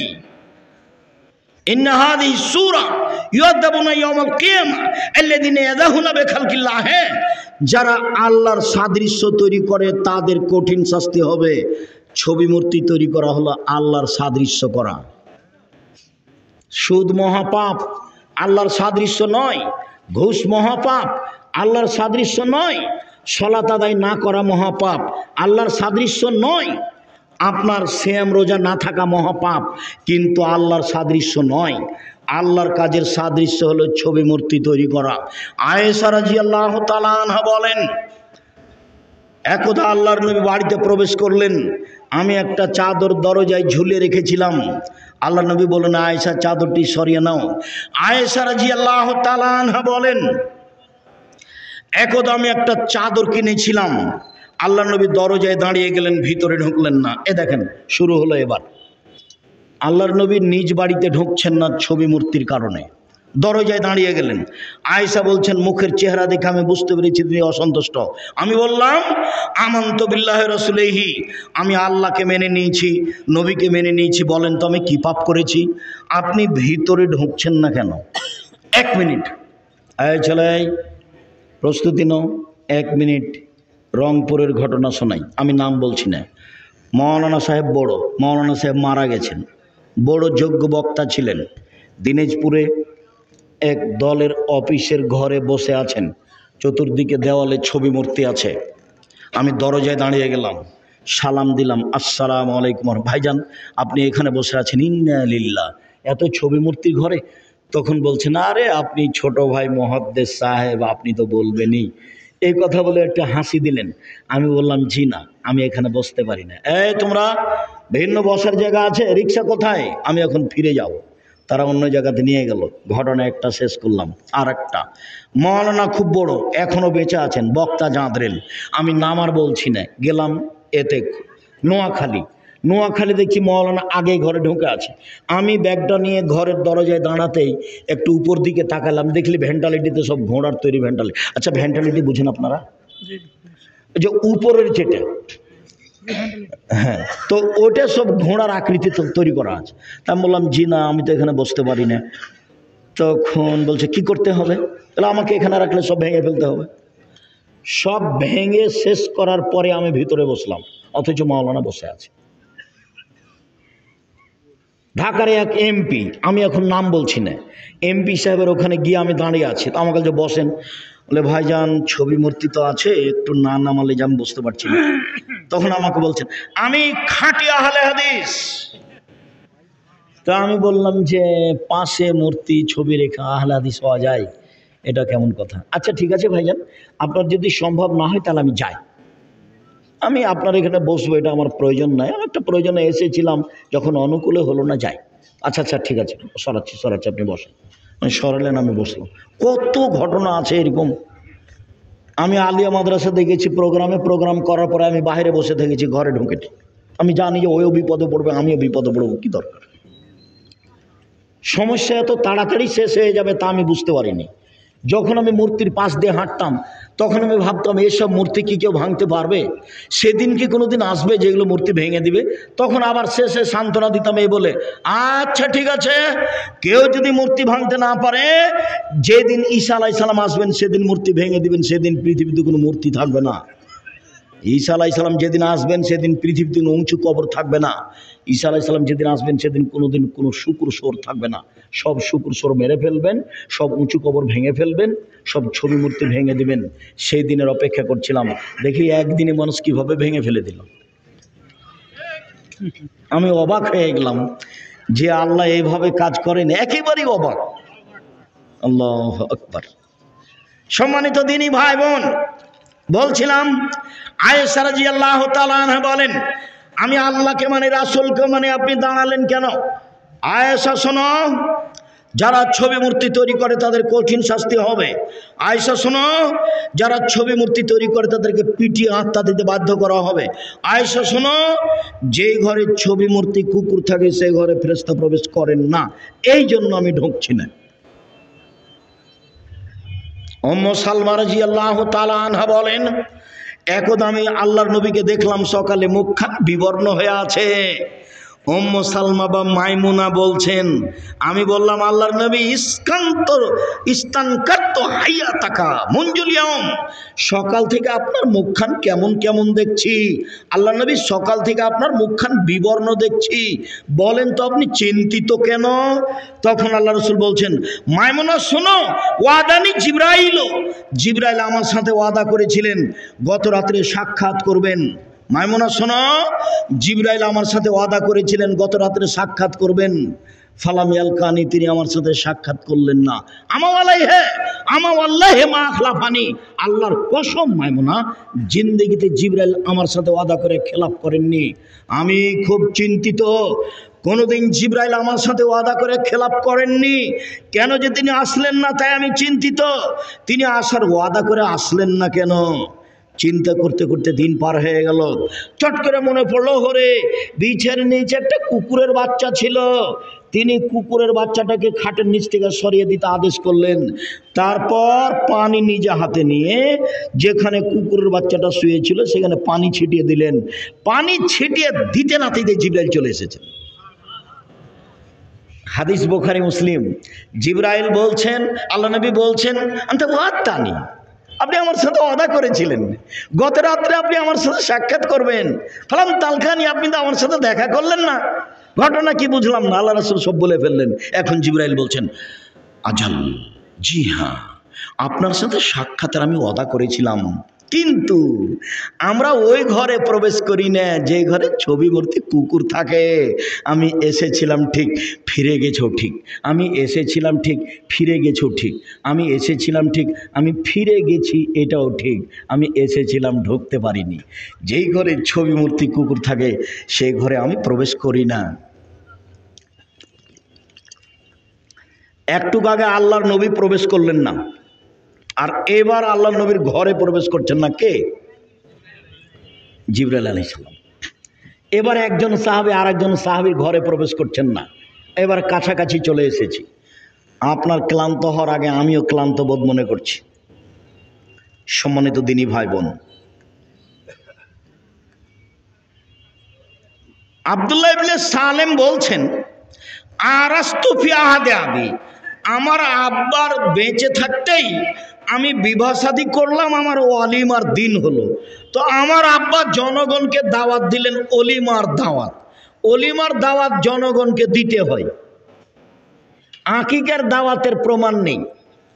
আকিকার সাথে কুরবানির পশুর কোনো সম্পর্ক নেই। কুরবানির পশু হবে দাঁত আছে দেখে, শিং আছে দেখে, খুর আছে দেখে, চোখ আছে দেখে, তাজা মোটা একবারে ঝকঝকে। আর আকিকা 7 দিনের দিন বাপকে দিতে হবে, গোস্তের জন্য নয়, ওর বাপকে দিতে হবে। কানা হোক, ল্যাংড়া হোক, টেরা হোক, ভাঙা হোক, 2 মাসের হোক, 1 মাসের হোক, খালি হলেই হলো। ছেলের জন্য 2টা কানা ন্যাংড়া যা হয়, মেয়ের জন্য একটা কানা ন্যাংড়া যা হয়, 2 মাস 4 মাস সময় যা পাওয়া যায়। ছাগল ছাগি, ভেড়া ভেড়ে, দুম্বা দুম্বি যেটা হোক না কেন, কুরবানির সাথে আকিকার কোনো সম্পর্ক নেই। কুরবানি নেকির কাজ, আকিকা বাপের জিম্মেদারি। কুরবানি নেকির কাজ, আকিকা বাপের জিম্মেদারি। 7 দিনের দিন বাপকে আকিকা দিতে হবে। ছাগল জবে করতে হবে, বাচ্চার মাথা নেড়ে করতে হবে, চুল সম পরিমাণ রূপা দান করতে হবে। 7ম দিনে কুরবানি ছাগল জবে করতে হবে, বাচ্চার নাম রাখতে হবে, মাথা নেড়ে করতে হবে, চুল সম পরিমাণ রূপা দান করতে হবে ফকির মিসকিনকে। এটা বাপের জিম্মেদারি, ভিক্ষা করে করবে, করতেই হবে। জমিদারি দিয়ে করবে বলে নাই, চাকরি দিয়ে করবে বলে নাই, কর্জ দিয়ে করবে বলে নেই, তো 7 দিন ভিক্ষা করুক, করতেই হবে। ওটা বাপের জিম্মেদারি, 7 দিনের দিন। ন্যাংরা খোড়া যাই হোক, কথা বোঝা যায় না? এই যে বলে যাচ্ছি, কোনোদিন এভাবে উল্টে ধরার কোনো সুযোগ নেই, যা বলছি সেটাই। তবে আমি মানুষ। বলছিলাম, সম্মানিত দিনী ভাই বোন, অলিমা আসলেন আবু আইয়ুব আনসারী, আমাদের বাড়িতে ঢুকলেন। বাড়িতে ঢুকে তিনি ঘরের দিকে তাকিয়ে দেখলেন, তখন আমি দাঁড়িয়েছিলাম। অসতেরা বাইতি বিন্নে যাতে আখজারা, আমাদের ঘর বাড়ি সবুজ চাদর দিয়ে ঢাকা হয়েছিল। আমাদের ঘর বাড়ি সবুজ চাদর দিয়ে ঢাকা হয়েছিল। আবু আইয়ুব আনসারী ঢুকে বললেন, কি ব্যাপার? আনতুম তাস্তরুনাল জোদরা বেনেজাদিন আখজারা, আপনারা সবুজ চাদর দিয়ে বাড়িঘর ঢেকে রেখেছেন। তখন আমার আব্বা বলছেন, লজ্জায় আমার আব্বা লজ্জা করে বলছেন, আবু আইয়ুব আনসারী কি করি, ইয়াগলেবনা নিসা আলাইনা, মহিলারা আমাদের উপরে জয়ী হয়েছে, টিকতে পারিনি মহিলাদের কাছে। তখন আবু আইয়ুব আনসারী বলছেন, শুনুন, যারা মহিলাদের কাছে পরাজয় হবে আপনাকে আমি তাদের মধ্যে মনে করিনি। আমি আবু আইয়ুব আনসারী বলছি, যারা মহিলাদের কাছে পরাজয় হবে আমি আপনাকে তাদের মতো মনে করিনি। শুনেন, লা আতআমু লাকুম তুআমান, আমি আপনাদের খাদ্য খাবো না। ওলা আদখুলু লাকুম বায়তান, আমি আপনাদের বাড়িতে ঢুকবো না। ফাখারাজা, তারপর বের হয়ে গেলেন। আমাকে আপনি আমার মেয়ের বিবাহতে দিয়ে দেন দেখি, বিবাহ পড়াতে নিয়ে আসেন দেখি কেমনি ছবি উঠে। আমি তো বিবাহ পড়ানোর জন্য গেছি মালয়েশিয়া, আমি বিবাহ পড়ানোর গেছি চট্টগ্রাম। বিমানে মালয়েশিয়া গেছে একটা বিবাহ পড়ানোর জন্য। আমি বিমানে চট্টগ্রাম গেছি বিবাহ পড়ানোর জন্য। আমি যেটা বলবো সেটাই হতে হবে। বৈঠক যতদিন পর্যন্ত এরকম না হবে ততদিন পর্যন্ত তাতে আমি রাজি নই। আমি একটা কথা নকল করি, আমার বিবাহের বৈঠকে মোহরের কথা উঠেছে, তখন আমি বলছি মোহর এটা হতে হবে, যেমন আমি বলেছি মোহর এটা হতে হবে। আমার মামা শ্বশুর একবার লাভ দিয়ে উঠলেন, সোলা গাড়ি লাভ দিয়ে উঠে বলছে, আই বিবাহ উঠিয়ে দাও, আই বিবাহ উঠিয়ে দাও, আই বিবাহ দিতে হবে না। জামাই কথা বলে, এই তো ভালো জামাই নয়, জামাই কথা বলে, এই চিল্লা চিল্লি করে বাড়ির ভিতরে ঢুকলেন। বাড়িতে খুব চিল্লা চিল্লি করলেন। আমার শাশুড়ি তার কথায় কান দিলেন না। আমার শাশুড়ি তার ছেলেরাকে বললেন যে ওকে সুন্দর করে ঠান্ডা করে বুঝাও, নইলে পরিবেশ নষ্ট হবে। তো কি বুঝাবে, একবারে রাগ করে বাড়ি থেকে বের হয়ে চলে গেল, সোলা গাড়ি চলে গেল, বিবাহ বৈঠকেই থাকলেন না। তো মোহর দিব আমি, আর কথা বলবে আরেকজন, একই কথা। আবার বলছে যে বরকে এভাবে বসে থাকতে হবে। কেমন করে গো বলো তো, মুখের মুখ কেবলামুখী হয়ে ধর্ম পাগল হয়ে গেছে। রংপুর, দিনাজপুর, লালমনিরহাট, নীলফামারী, কুড়িগ্রাম, পঞ্চগড়, ঠাকুরগাঁও, গাইবান্ধা, এইসব জেলাতে উকিল বাপ লাগে। জ্যাঠো হয় উকিল বাপ, তবে সে বাপ হয়ে যায় না। চট্টগ্রামে উকিল বাপ সেদিন থেকে বাপ হয়ে যায়, সেদিন থেকে মেয়ে ওই বাপের বাড়ি বেড়াতে যায়, ওই বাপ এর বাড়ি বেড়াতে আসে। কেন? এটা বাপ। তো যে জন্ম দিল সে কোথায় গেল? ও নাকি বিবাহের দিন থেকে বাদ পড়ে গেছে। কেমন ধর্ম! এই বোনারপাড়ার ওই দিকের এক লোক একদিন খুব আমার উপরে খেপেছিল। সেটা কি, এইভাবে আপনি আমাদেরকে অপমান করে কথা বলেন কেন? আপনি কিভাবে বলতে পারেন যে বিবাহ পড়ায় যিনি কাজী সাহেবের ওই খাতাকে টয়লেট পেপার হিসেবে ব্যবহার করতে হবে? আমি বলেছি যে ব্যবহার করতে হবে, করেননি, এটা অন্যায় হয়েছে। আপনি কেন এভাবে কথা বলবেন? আল্লাহর নবী বলেছেন সাক্ষী 2 জন লাগবে। খাতাতে কয়জন দেওয়া আছে? 4 জন দেওয়া আছে। তো যেই খাতাতে নবীকে মানা হয় না, সেই খাতাকে আমি আব্দুর রাজ্জাক বিন ইউসুফ সম্মান করব, এটা এখনো আমি এত বড় অজ্ঞান হইনি। এটা প্রশ্নই আসে না, এটা অসম্ভব। আমি বিবাহ পড়ার 2 জন সাক্ষী দিয়ে পড়াবো, পক্ষের প্রয়োজন নাই। একটা বিবাহ জায়েজ হওয়ার জন্য 2 জন সাক্ষী লাগে, বাপের দিকের হোক, মায়ের দিকের হোক, ভিন্ন দেশের হোক, মুসলমান হলেই হবে। পক্ষ নেই তো গন্ডগোল বাঁধলো, মামলা হয়ে গেল, এদিককার 2 জন ওদিককার 2 জন, চলছে মামলা, পক্ষ নেই। আর উপস্থিত বৈঠকের দিনই ভাই ও বোন, এই মেয়ে তোরা শোনো, তুমি উঠে হাঁটছো কোথায়? মেয়ে মানুষ, আমার কথা শেষ হয়েছে। সংসার করতে এসেছে, জীবনে দুইটা কাজ করিও না, সংসার সুন্দর হবে। এক, প্রতিবাদ করিও না। প্রতিবাদ কি? হ্যাঁ, আপনি এই কথা বললেন কেন? আপনি আমার মাকে গালি দিলেন কেন? আপনি আমাদের এই জিনিসটাকে এভাবে ফেলে দিলেন কেন? আমার আব্বার দেওয়া জিনিসটাকে এভাবে ফেললেন কেন? এর নাম হলো প্রতিবাদ। প্রতিবাদ করবেন না। প্রতিবাদ যদি করেন তাহলে শয়তান সুযোগ পাবে, খালি আপনাকে বলিয়ে নিবে, এইটা তোমার স্বামী মানেনি, এইটা তোমার স্বামী মানেনি, বলো বলো বলো, খারাপটা শয়তান বলিয়ে নিবে। আর অভিমান করবেন না। অভিমান, তুমি তো আমার বোনের বিবাহ নিয়ে গেলে না, অভিমান। তুমি তো মেলাতে নিয়ে গেলে না, অভিমান। তুমি তো আমাকে একদিন ঢাকা নিয়ে গেলে না, অভিমান। যদি অভিমান করেন তখন শয়তান আপনাকে বলিয়ে নিবে, তোমার স্বামী যে তোমার একটা কথা মানে না। তখন আপনি দেখবেন ঠিকই তো, তখন আপনি বলবেন তুমি তো আমার কোনো কথাই মানো না।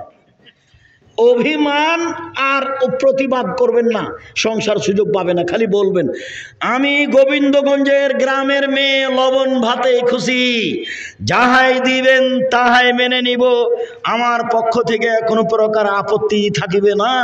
কাপড় মোটা হোক চিকন হোক আমি হাত লাগিয়ে দেখব না। আপনি এনেছেন আমার জন্য ভালো, মোটা হলেও ভালো চিকন হলেও ভালো। আপনি বাজার থেকে বেগুন কিনে নিয়ে এসেছেন, ভালো হলো ভালো, মন্দ হলো ভালো, আমি এটা ছিটিয়ে ফেলে দিয়ে আর একটা আনতে বলবো না। আপনার কাছে যেটা ভালো আমার কাছে সেটাই ভালো।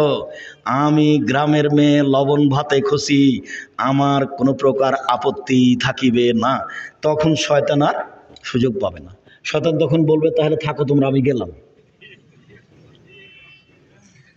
আর আপনাকে বলছি আপনি অভিমান করবেন না আর প্রতিবাদ করবেন না। হ্যাঁ, তুমি আমার মাকে এভাবে বললে, কি পেয়েছো তুমি? হ্যাঁ, তুমি আমার মাকে গালি দিলে কেন? তুমি আমার মাকে চোখ দেখালে কেন?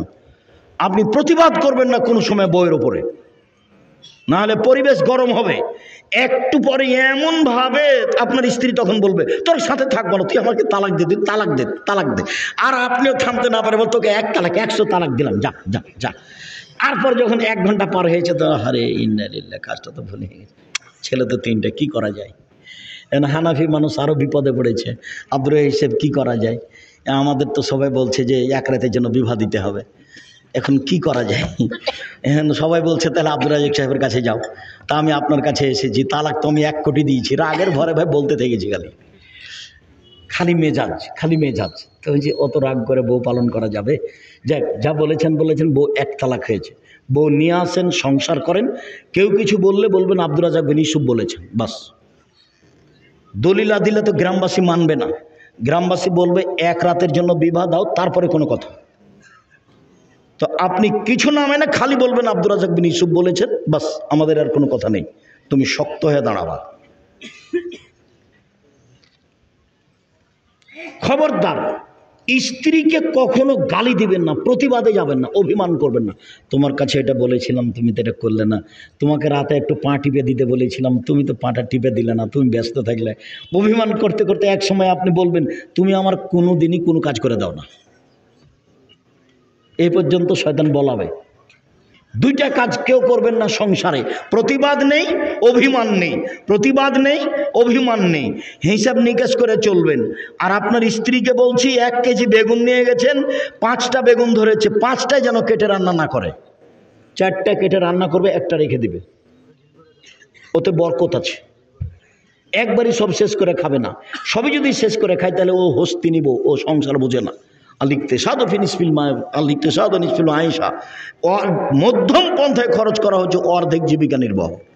খুব খেয়াল করে থাকবেন, চলেন। সম্মানিত দিনী ভাই বোন, রাসূল সাল্লাল্লাহু আলাইহি সাল্লামের যুগের পরের ওমরের কথাটা বলে আলোচনার শেষের দিকে আসি। ওমর রাদিয়াল্লাহু তাআলা সিরিয়া গেলেন। সিরিয়ার জনৈক নেতা আপনার খ্রিস্টান বড় দাম্ভিক সরকারি নেতা ওমরকে বললেন যে আপনি আমার বাসায় এসে তাকরেমনি আপনি আমাকে সম্মানিত করবেন। আমি জীবনে বলতে পাবো অর্ধ পৃথিবীর খলিফা, কুশাগর বুদ্ধিজীবী রাজনীতিবিদ ওমর আমার বাড়িতে একদিন দাওয়াত খেয়েছেন। আমি এই গর্ব করার কারণে আপনাকে দাওয়াত দিতে এসেছি। আজীবন আমি বলবো অর্ধ পৃথিবীর খলিফা কুশাগর বুদ্ধিজীবী রাজনীতিবিদ ওমর আমার বাড়িতে অ্যাকশন দেখিয়েছে। আপনি চলেন আমার বাড়িতে দাওয়াত নেন আপনার সঙ্গী সাথী সহ। ওমর বললেন, আপনাদের গির্জা ঘরে ছবি মূর্তি আছে, যে ঘরে ছবি মূর্তি থাকে ওমর সে ঘরে প্রবেশ করে না। শিরক বেদাত থেকে বেঁচে থাকুন। 24 ঘন্টার মধ্যে নয়, রাতে বাড়িতে যেন আর কোনো প্রকার ছবি, কার্টুন, কাপড় চোপড় না থাকে। কাপড় চোপড় যা আছে জ্বালিয়ে দিবেন। শোকেজে আপনার কাঁকড়া সহ যত আয়না আছে সব ভেঙে দিবেন। যদি ভেঙে না দিয়ে শোন তাহলে আপনি মুনাফেক, আপনি বক্তব্যের সাথে মুনাফিকি করেছেন, তাতে আমার কিছু আসে যায় না। আপনি ক্ষতিগ্রস্ত হবেন, আপনার ব্যাপার। আর যত কার্টুন পরতো কাপড় চোপড় আছে সব রাতে জ্বালিয়ে দিতে হবে। আবার আগামীকালকে নতুন কিনতে হবে, যাতে এ নাই কার্টন নেই এরকম কাপড় চোপড় কিনতে হবে। ফেরেশতা আপনার ঘরে আসুক, আল্লাহ আপনার প্রতি দয়া করুক, এটা আমি ঐকান্তিকভাবে কামনা করি। আল্লাহ আপনার রুজিতে বরকত দান করুক। আল্লাহ তুমি আমাদেরকে তোমার রাসূলের পদ্ধতিতে চলার তৌফিক দান করো। এই ছেলে থামো। আমার আলোচনার প্রথম কথা, জামিয়া সালাফিয়া ডাঙ্গিপাড়া পবা রাজশাহী, জামিয়া সালাফিয়া হাটাবো বীরহাটাবো রূপগঞ্জ নারায়ণগঞ্জ ঢাকা, জামিয়া সালাফিয়া তেঘরা বিরল দিনাজপুর।